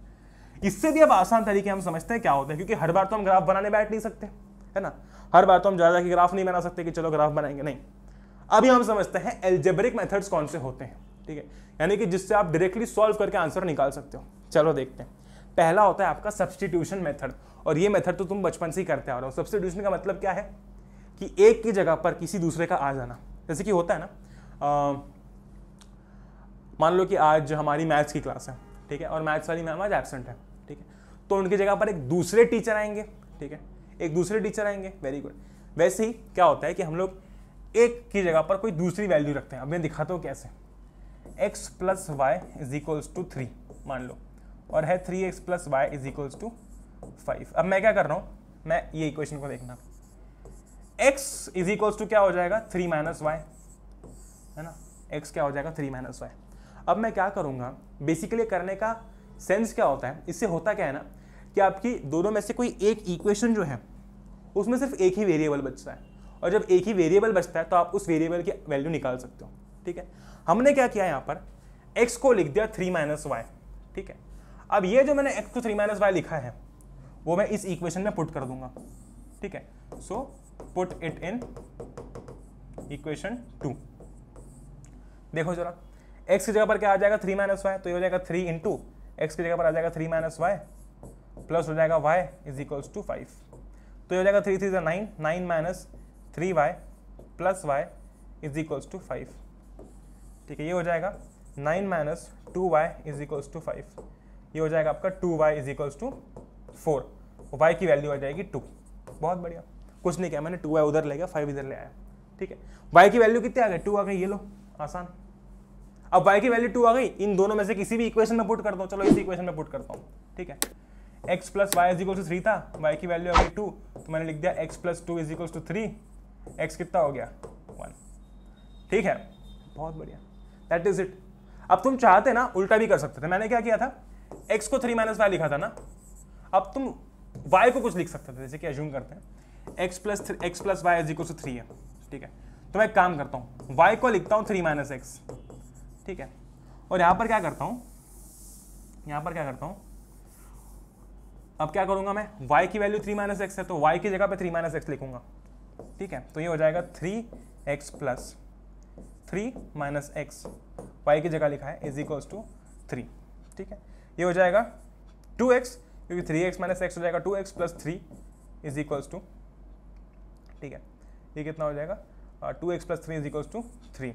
एक सेकेंड, है ना, am I right, is something go wrong, okay this is 5। वही तो मैं सोचूं ऐसा कैसे हो सकता है, ये 5 हो जाएगा, ये 5 हो जाएगा, ये 5 हो जाएगा, ठीक है। तो 2x बन जाएगा आपका 2, x हो जाएगा आपका 1, x आ गया 1। अब इसमें वैल्यू पुट कर दो, x + y = 3, x हो गया 1 तो 1 + y = 3, तो y हो जाएगा तुम्हारा 2, x आ गया 1 और y आ गया 2। इस तरीके से भी निकाल सकते हो, कोई भी मतलब कोई भी तुम x या फिर y की वैल्यू सब्स्टिट्यूट कर सकते हो। ठीक, बहुत बढ़िया, है ना। ये होगा आपका सब्स्टिट्यूशन मेथड। ठीक है, दूसरा होता है आपका एलिमिनेशन मेथड। ये एलिमिनेशन मेथड क्या होता है, देखो मैं बताता हूँ। आप क्या कर सकते हो ना, किसी एक वेरिएबल को एलिमिनेट कर सकते हो। अगर आपने किसी एक वेरिएबल को एलिमिनेट कर दिया यानी कि हटा दिया, तो क्या होगा, तो ये होगा कि आप जो है ना, आपको सिर्फ एक ही वेरिएबल सॉल्व करना पड़ेगा। ठीक, कैसे करते हैं मैं बताता हूँ, देखो बहुत आसान है ना, बहुत ईजी है। ठीक है, ये मान लो कि आपकी इक्वेशन 2 है और ये आपकी इक्वेशन 1 है ना। देखो ऊपर भी लिखा है 7x, नीचे भी लिखा है 7x। जनरली ऐसा नहीं होता है, जनरली आपको कुछ मल्टीप्लाई करना पड़ता है, वो तुम सवाल में देख लोगे। ठीक है, हम क्या कर सकते हैं, अगर मैं इक्वेशन 2 में से इक्वेशन 1 को माइनस कर दूं, ठीक है, तो देखो क्या होगा, 5y plus 7x is equals to 12, है ना, और नीचे है 2y plus 7x is equals to -5। अगर मैं इसमें से इसको माइनस कर दूं तो क्या हो जाएगा, 5y माइनस 2y कितना हो जाएगा, 3y। 7x माइनस 7x कितना हो जाएगा, 0। और ये कितना हो जाएगा, इज इक्वल्स टू 12 माइनस -5, ये हो जाएगा आपका 17। तो क्या हो जाएगा, 3y इज इक्वल्स टू 17। देखो सीधा हमारे पास में y की वैल्यू हो जाएगी, है ना। मतलब एलिमिनेशन में क्या होता है, आप क्या करते हो, किसी एक वेरिएबल को एलिमिनेट करते हो। यहां पर हमने किसको एलिमिनेट किया, x को एलिमिनेट किया। क्यों, क्योंकि मुझे दिख रहा था कि x के सामने यहां पर भी 7 है, यहां पर भी 7 है। ठीक है, अगर मैं दोनों इक्वेशन में से किसी एक इक्वेशन को माइनस करूंगा तो ये तो हट जाएगा पूरा, और अगर ये हट गया तो सिर्फ y बचेगा, y की वैल्यू मैं निकाल लूंगा। अब जो अपनी y की वैल्यू निकाल ली यहां पर या फिर यहां पर पुट कर दो और x की वैल्यू निकाल लो सब्स्टिट्यूशन मेथड से। ठीक, मतलब एलिमिनेशन के अंदर भी आप क्या मतलब इन शॉर्ट आप क्या करोगे, एलिमिनेशन से किसी एक वेरिएबल को एलिमिनेट कर दोगे, दैट इज इट। ठीक, वेरी गुड, ग्रेट। और तीसरा था क्रॉस मल्टीप्लीकेशन, जो कि अब आ नहीं रहा तो कोई बात नहीं। ठीक है, बहुत सही। अब यहां पर ये कहता है solve the following pair of linear equations by the substitution method. Substitution method मतलब क्या होता है, क्या होता है बताओ, बहुत आसान है। क्या होता है, एक की जगह पर दूसरे को सब्स्टिट्यूट कर देना। जैसे कि हम क्या करेंगे, इन दोनों इक्वेशन में से क्या करेंगे, किसी एक इक्वेशन के थ्रू y की वैल्यू फिर x की वैल्यू y के टर्म्स में फिर x के टर्म्स में निकाल लेंगे और दूसरी इक्वेशन में पुट कर देंगे। कैसे करते हैं वो दिखाता हूँ। देखो x plus y is equals to 14, x minus y is equals to 4। एक काम करते हैं, इसको देखते हैं, ये हो जाएगा x is equals to 4 plus y. यानी कि अगर मैं ये x is equals to 4 plus y यहाँ पर पुट कर दूं तो मेरा काम बन जाएगा। तो करके देखते हैं, x plus y is equals to 14, x कितना है 4 प्लस वाई, तो x की जगह पर लिख दूंगा 4 plus y is equals to 14। तो ये हो जाएगा 4 plus 2y is equals to 14, ये हो जाएगा आपको 2y इज इक्वल्स टू 10। तो y कितना हो जाएगा 5, y 5 आ गया, बहुत बढ़िया बहुत बढ़िया। यहाँ पर पुट कर दो x plus 5 is equals to 14, तो x कितना हो जाएगा 9। ठीक है, x कितना हो जाएगा 9 हो जाएगा। तुम इसको एलिमिनेशन से भी करके देख सकते हो, मैं दिखाता हूँ कैसे। वैसे लिखा नहीं है पर तुम कर सकते हो, देखो कैसे। x plus y is equals to 14, x minus y is equals to 4। अब देखो यहाँ पर अगर तुमने दोनों इक्वेशंस को ऐड कर दिया, ठीक है, अगर तुमने दोनों इक्वेशंस को ऐड, एलिमिनेशन में ऐसा नहीं है कि तुमको सिर्फ सब्ट्रैक्ट ही करना है भाई, जिससे तुम्हारा एक वेरिएबल हट जाए वो तरीका तुम इस्तेमाल कर सकते हो। देखो अगर मैंने इन दोनों इक्वेशंस को ऐड कर दिया तो क्या होगा, देखो ध्यान से। ठीक है, ऐड करते हैं, है ना। तो x प्लस एक्स कितना हो जाएगा, 2x हो जाएगा।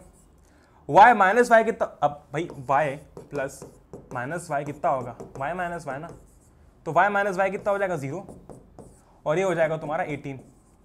तो 2x आ जाएगा 18 के बराबर, x हो जाएगा 9। वेरी गुड, इस तरीके से भी कर सकते हो। ठीक है, बहुत बढ़िया। आगे बढ़ते हैं, आगे चलते हैं अब हम लोग फटाफट से ही। ओके, इस क्वेश्चन पे चलते हैं। Form the pair of linear equations for the following problems and find their solution by substitution method. The difference between two numbers is 26 and one number is 3 times the others. Find them. ये है आपका एक homework question, क्योंकि इसमें जो तुमको बोला गया है ना वो दोनों ही तरीके, मतलब वो दोनों ही चीजें मैं तुमको एक्सप्लेन कर सकता हूं, कर चुका हूं। पहला तो है फॉर्मिंग अ लीनियर इक्वेशन, है कि नहीं, बता चुका हूं मैं तुमको ये।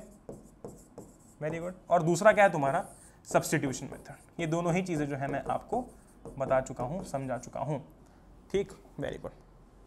देखो जरा करना क्या है, इसमें बोला गया the difference between two numbers is 26। तुमको पता है ऑफिशियली क्या, बचपन से एक ही चीज इस्तेमाल करते हुए, एक्स और वाई लिख दो।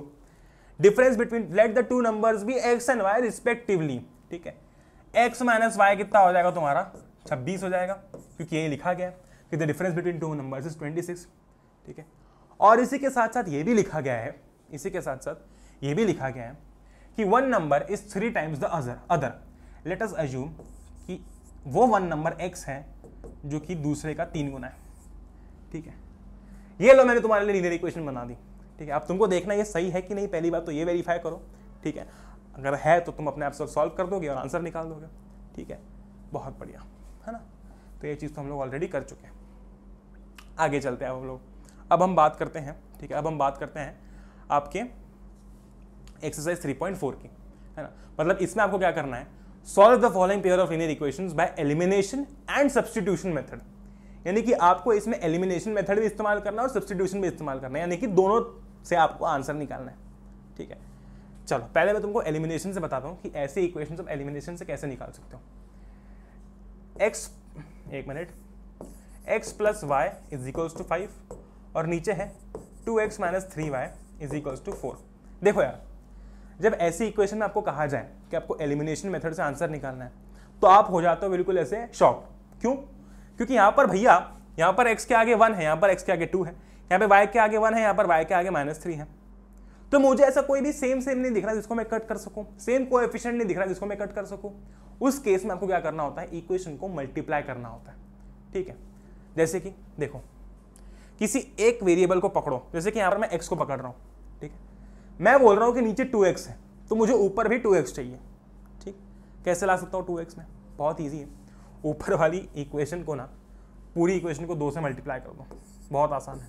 तो ये कितना हो जाएगा, 2x plus 2y is equals to 10। ऐसा नहीं है, कोई ऐसा मत कर देना कि सिर्फ ऊपर वाले x को 2 से मल्टीप्लाई करना, नहीं, वो गलत हो जाएगा। करना है अगर तो आपको पूरी इक्वेशन में जो है वो ऑपरेशन लगाना पड़ता है। जैसे कि अगर मैं बोलूं कि पूरी इक्वेशन को 2 से डिवाइड कर दो तो आपको x को भी 2 से डिवाइड करना पड़ेगा, y को भी 2 से डिवाइड करना पड़ेगा और 5 को भी 2 से डिवाइड करना पड़ेगा, ठीक है। तो हमने क्या किया, यहाँ पर पूरी इक्वेशन को 2 से मल्टीप्लाई कर दिया। तो अब क्या बना, 2x plus 2y is equals to 10, ठीक है। अब देखो, नीचे भी 2x, ऊपर भी 2x। आप चाहते तो आप ऊपर 3 से मल्टीप्लाई वगैरह भी कर सकते थे, पर जो सबसे आसान दिख रहा है ना वो चीज करो, है ना। ग्रेट। तो अब आपकी दो इक्वेशंस क्या क्या है, देखो, 2x plus 2y is equals to 10, ये हो गया एक, और दूसरा हो गया आपका 2x minus 3y is equals to 4। क्या दिख रहा है तुमको, क्या कर सकते हैं, अगर दोनों को सब्ट्रैक्ट कर देंगे तो 2x माइनस 2x हो जाएगा, काम खत्म। वही करते हैं, दोनों को सब्ट्रैक्ट मारते हैं, तो ये हो जाएगा माइनस, ये 0 हो जाएगा, ये माइनस माइनस प्लस बन जाएगा, तो 2y माइनस 3y, तो ये कितना बन जाएगा तुम्हारा 5y, और ये हो जाएगा तुम्हारा 10 माइनस 4 6, ठीक है। y कितना बन जाएगा, y बन जाएगा तुम्हारा 6/5। अब अगर y 6/5 है, यहाँ पर दोनों में से किसी भी इसमें पुट करके देख लो, x plus y is equals to 5, y कितना आ रहा है तुम्हारा 6/5 इज इक्वल्स टू 5, ये हो जाएगा 5x plus 6 is equals to आपका हो जाएगा ये 25, तो ये हो जाएगा 5x इज इक्वल्स टू 19 और x हो जाएगा 19/5, ठीक। बहुत से, है ना। हमने कुछ नहीं किया, हमने बस सबसे पहले तो क्या किया कि एलिमिनेशन से ट्राई किया इसको, है ना। एलिमिनेशन से निकालने का ट्राई किया। कैसे किया भाई, अगर कोई ऐसी इक्वेशन में आपको एलिमिनेशन दे दिया जाए जहां पर आपको कुछ भी सिमिलैरिटी नहीं लग रही है x और y की कोएफिशिएंट्स में, तो किसी एक नंबर से मल्टीप्लाई कर दो, ठीक है। किसी एक वेरिएबल को पकड़ो, जैसे कि मैंने यहाँ पर क्या किया, x को पकड़ा, मैंने कहा यहाँ पर 2x है ना, मुझे ऊपर भी 2x चाहिए, तो मैंने क्या किया, पूरी इक्वेशन को 2 से मल्टीप्लाई कर दिया, है ना। बहुत सही। तो मेरा आंसर क्या आया, y इज इक्वल टू 6/5 आया और x इज इक्वल टू 19/5 आया। अब एक काम करते हैं, देखो, अब सब्स्टिट्यूशन से सॉल्व करते हैं। सब्स्टिट्यूशन से कैसे सॉल्व करेंगे भाई, हम लोग क्या करेंगे, किसी एक वेरिएबल को किसी दूसरे वेरिएबल के टर्म्स में लिखेंगे और फिर वो उठा के दूसरी इक्वेशन में पुट कर देंगे। जैसे कि यहाँ पर एक काम करता हूँ मैं, x प्लस वाई 5 है और ये है, मैं लिखता हूँ y is equals to 5 minus x, यानी कि अब मैं क्या करूँगा, y की जगह पर 5 माइनस एक्स पुट कर दूंगा। तो करके देखते हैं, चलो। आपको वैसे तो पूरा लिखना होता है पर यहाँ पर आपका वो है नहीं, ठीक है। वो है नहीं आपका, y कितना हो जाएगा आपका 5 माइनस एक्स, तो ये हो जाएगा आपका 2x minus 3y is equals to 4। y की जगह पर 5 माइनस एक्स डालूंगा तो ये हो जाएगा 2x minus 3, 5 minus x is equals to 4। ये हो जाएगा 2x minus 5 3 15 minus plus 3x is equals to 4।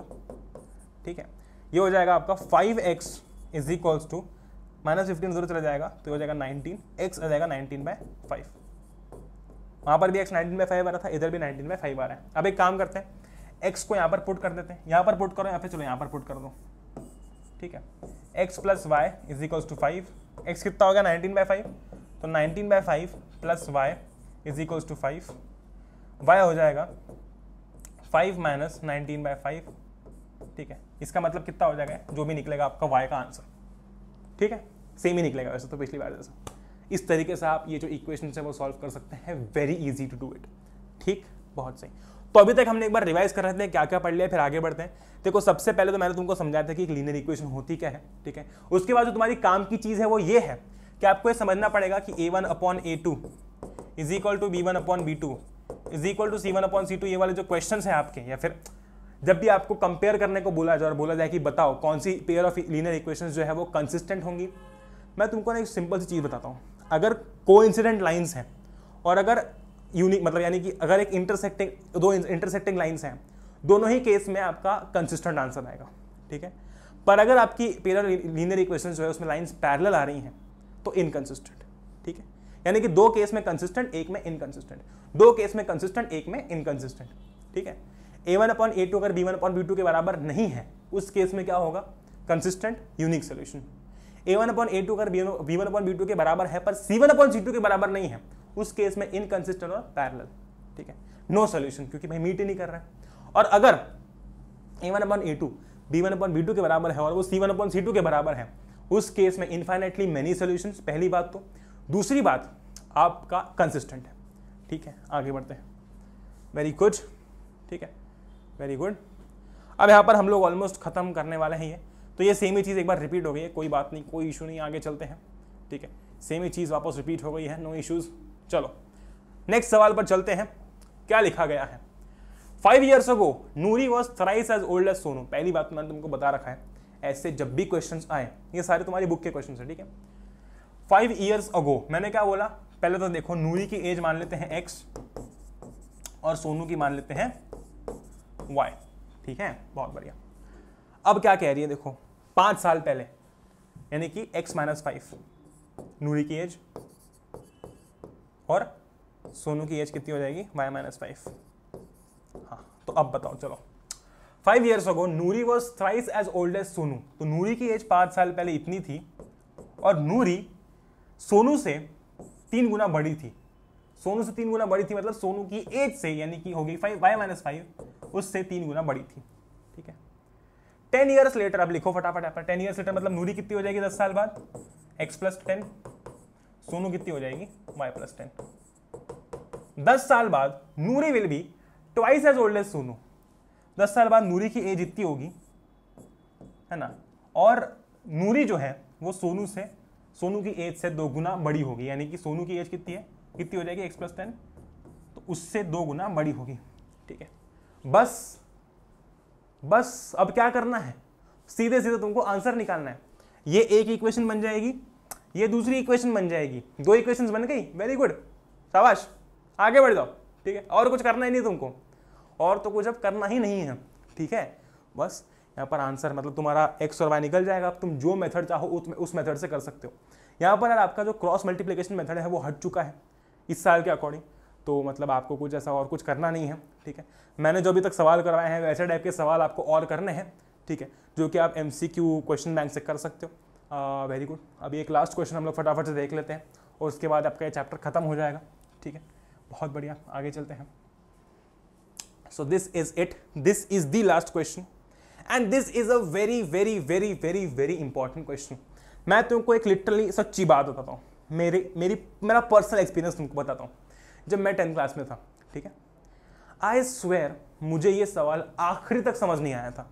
Trust me, मुझे ये सवाल ना आखिर तक बिल्कुल समझ नहीं आया था, क्योंकि उस समय ऑफकोर्स इतना ज़्यादा यूट्यूब का चलन नहीं था कि तुम्हारे पास जैसे अभी अथर्व भैया है वैसे तुम जाकर देख लो, तो मेरे पास ऐसा कोई ज़्यादा मतलब उस समय इतना पता भी नहीं हुआ करता था कि हाँ यूट्यूब पर या फिर आपको इंटरनेट पर कुछ ऐसा मिल सकता है, मतलब ये भी आपको मिल सकता है।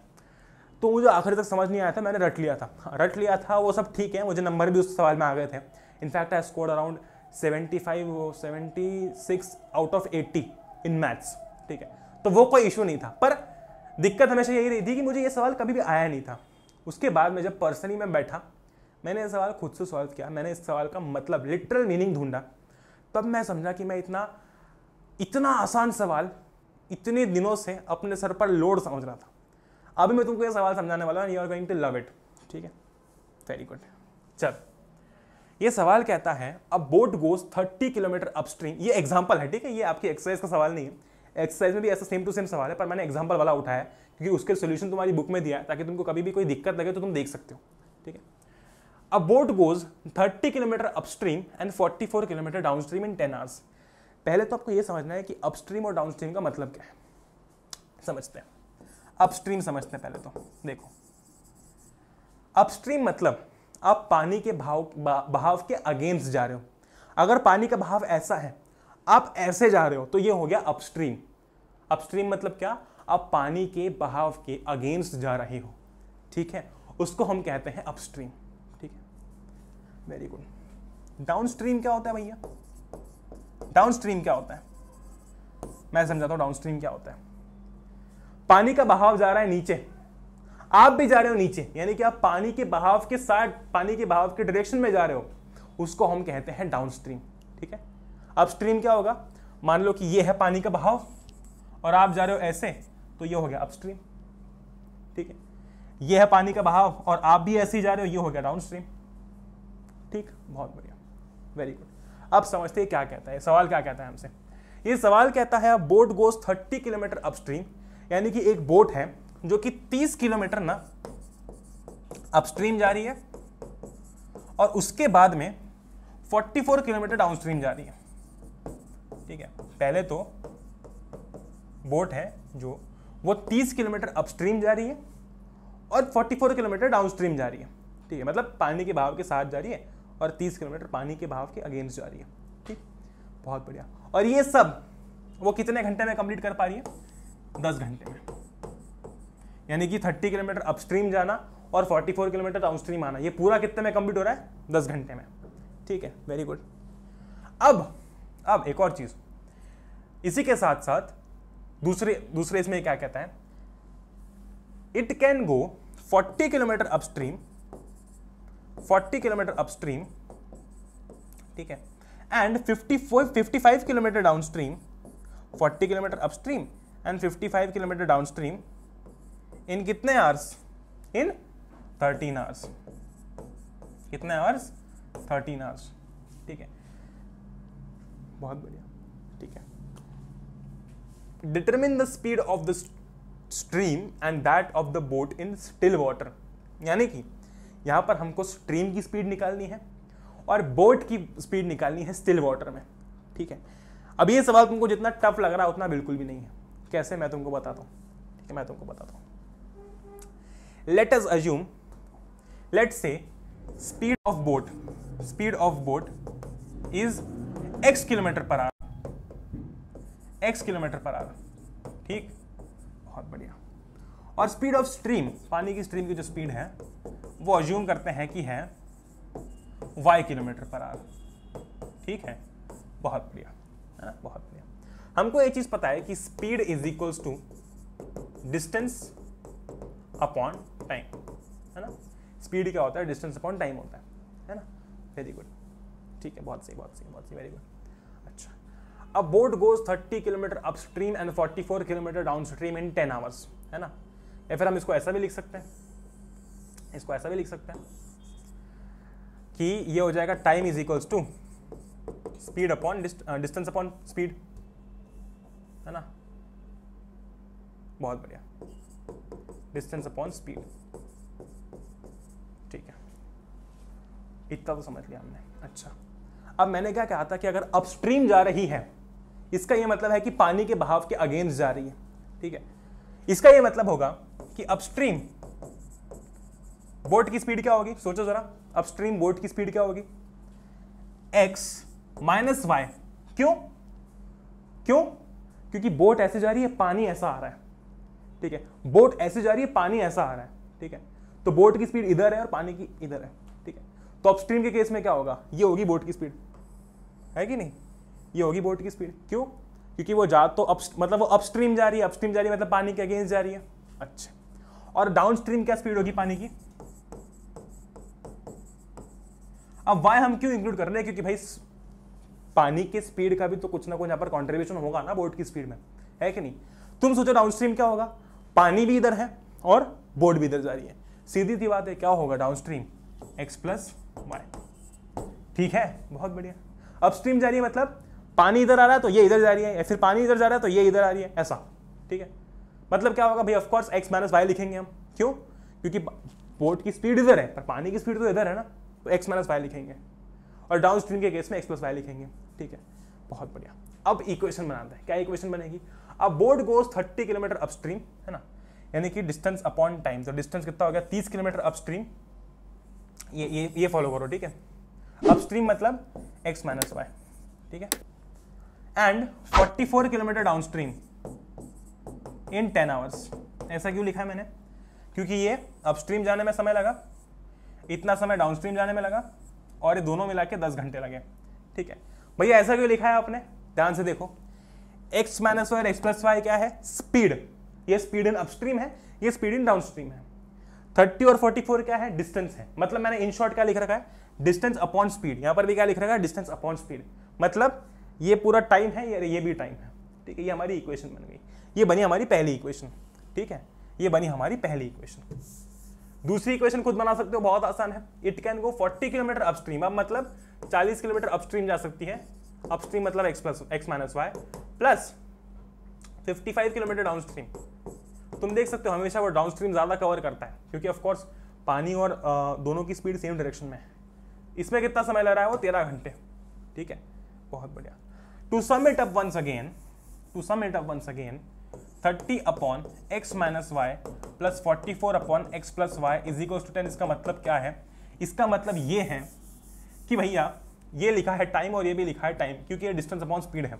डिस्टेंस कितना, 30 किलोमीटर अपस्ट्रीम, अपस्ट्रीम की स्पीड ये क्यों होगी, क्योंकि सीधी सी बात है हम लोग पानी के बहाव के अगेंस्ट जा रहे हैं, इसलिए x माइनस वाई होगा, प्लस स्पीड गोइंग डाउनस्ट्रीम, तो 44 upon x plus y is equal to 10, और ये आपकी दूसरी इक्वेशन है, 40 upon x minus y plus 55 upon x plus y is equal to 13, ठीक है। ये बन गए आपकी दो इक्वेशन। अब ये जो तुम्हारी इक्वेशन बनी है ना, इसको इस तरीके से सॉल्व नहीं करना है, ठीक है। अगर आप ये सोच रहे हो कि आप बस अब इधर एलसीएम लेके और सॉल्व करोगे, ऐसा नहीं होगा, बहुत बड़ा बन जाएगा और बहुत इनकन्वीनियंट बन जाएगा वो, ठीक है। इसको सॉल्व करने के लिए हम क्या करेंगे, ध्यान से समझना, हम क्या करेंगे, लेट अस अज्यूम, ये सॉल्व करने का तरीका है, ठीक है। Let's assume x minus y is equals to u and x plus y is equals to v। ये पूरा x, सॉरी एक सेकेंड, हाँ, 1 upon x minus y is equals to u and 1 upon x plus y is equals to v, ठीक है, assume करते हैं, ठीक। तो इस इक्वेशन को वापस लिखो, क्या बन जाएगी, 30u, क्योंकि 1 upon x plus y, x minus y तो u हो गया, प्लस 44v, क्योंकि 1 अपॉन x प्लस वाई तो v हो गया, ये हो जाएगा 10, और 40u प्लस 55v, ये हो जाएगा आपका 13, ठीक है, ये हो जाएगा आपका 13। ये आपके पास में आ गई दो इक्वेशंस, ठीक है, ये आपके पास में आ गई दो इक्वेशंस। अब आप इसको जैसे चाहो वैसे सॉल्व करो। अगर आप चाहते हो इसको एलिमिनेशन से निकालना, एलिमिनेशन से निकालो, आप चाहते हो सब्स्टिट्यूशन से निकालना, सब्स्टिट्यूशन से निकालो। होगा क्या, इसको पूरे को सॉल्व करने के पास में आपके पास में u की वैल्यू आएगी और v की वैल्यू आएगी, ठीक है।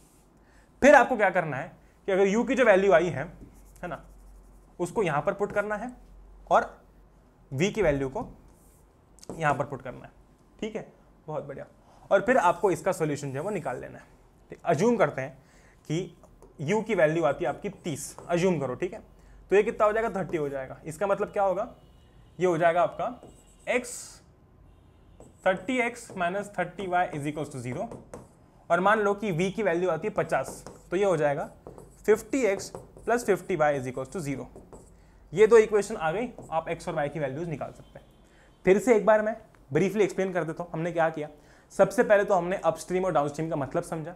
ये सॉल्व करने वाला पार्ट जो मैं तुमको इसलिए दे रहा हूँ क्योंकि ये बहुत ईजी है, ठीक है, वेरी गुड। हमने क्या किया, सबसे पहले तो अपस्ट्रीम और डाउनस्ट्रीम का मतलब समझा। भाई अपस्ट्रीम मतलब ये कि हम लोग पानी के डायरेक्शन के अगेंस्ट जा रहे हैं, पानी अगर इधर जा रहा है तो हम इधर जा रहे हैं, ठीक है। और डाउनस्ट्रीम मतलब हम पानी के साथ साथ जा रहे हैं, ठीक। फिर यहाँ पर क्वेश्चन में ये लिखा था कि 30 किलोमीटर अपस्ट्रीम जाने के लिए और 44 किलोमीटर डाउनस्ट्रीम आने के लिए बोट को 10 घंटे लगते हैं टोटल, अपस्ट्रीम और डाउनस्ट्रीम मिला के, ठीक है। और 13 घंटे लगते हैं अगर बोट 40 किलोमीटर अपस्ट्रीम जाए और 55 किलोमीटर डाउनस्ट्रीम आए तो, ठीक। हमको बताना है कि पानी की पहले तो स्ट्रीम की स्पीड क्या है और बोट की स्पीड क्या है स्टिल वाटर में। हमने बोला सबसे पहली बात तो यह है कि लेट अस अज्यूम कि बोट की speed in still water is x, है ना, उसकी स्पीड x है ना, और स्ट्रीम की जो स्पीड है वो है y, है ना। अब हमने बोट की स्पीड स्टिल वाटर में x ली थी, है ना, बहुत सही। सोचो जरा अपस्ट्रीम में बोट की स्पीड क्या होगी, अपस्ट्रीम में बोट की स्पीड क्या होगी, x माइनस वाई। ऐसा क्यों भैया, आप ऐसा क्यों बोल रहे हो? क्योंकि सोचो ना यार, स्ट्रीम ऐसी है, बोट ऐसी जा रही है, तो कुछ ना कुछ तो नेगेटिव फैक्टर आएगा। तो x minus y, x minus speed of stream, boat की speed minus speed of stream, ये हो जाएगी speed of boat in upstream, ठीक है। वही speed of boat in downstream क्या होगी, x प्लस वाई। ऐसा क्यों भैया? क्योंकि बोट भी नीचे जा रही है, मतलब बोट भी इधर जा रही है और पानी की स्ट्रीम भी इधर जा रही है, ठीक है। फिर हमने कुछ नहीं किया, थोड़े बहुत आपको फॉर्मूला बताया। क्या बताया? ये बताया कि आपका स्पीड होता है डिस्टेंस अपॉन टाइम, ठीक है। टाइम कितना होता है? Distance upon speed. हमने क्या किया, इस तरीके से इक्वेशन बनाई। इस इक्वेशन में हमने क्या किया था, distance upon speed plus distance upon speed, मतलब इन शॉर्ट अपस्ट्रीम जाने में कितना समय लगा प्लस डाउनस्ट्रीम जाने में जितना समय लगा इज इक्वल टू 10 आवर्स। ये दिया हुआ था। अपस्ट्रीम जाने में कितना समय लगा भाई, 30 अपॉन एक्स माइनस वाई। 30 कितना है डिस्टेंस और एक्स माइनस वाई क्या है स्पीड। डिस्टेंस अपॉन स्पीड, ये हो गया एक टाइम और ये हो गया दूसरा टाइम। ये अपस्ट्रीम जाने के लिए, ये डाउनस्ट्रीम जाने के लिए, दोनों मिला के 10 घंटे लगे। सेम चीज हमने सेकंड इसमें की। और नेक्स्ट स्टेप में बस इतना किया कि हमने 1 अपॉन एक्स माइनस वाई को u मान लिया और 1 अपॉन एक्स प्लस वाई को हमने v मान लिया। दैट इज इट, ठीक है, दैट इज इट। बाकी हमने और कुछ नहीं किया, ठीक है, वेरी गुड। इसके बाद हम इक्वेशन सॉल्व कर लेंगे, u और v की वैल्यूज निकाल लेंगे। u और v की वैल्यूज निकालने के बाद ये चीज प्लीज ध्यान रखना कि वो आपका फाइनल आंसर नहीं है, आपको उसको x और y के साथ इक्वेट करके फिर आंसर निकालना है। With that being said, this amazing chapter comes to an end, ठीक है। तो जिसने भी अभी तक पढ़ा नहीं है चैप्टर, जाओ फटाफट से पढ़ लो।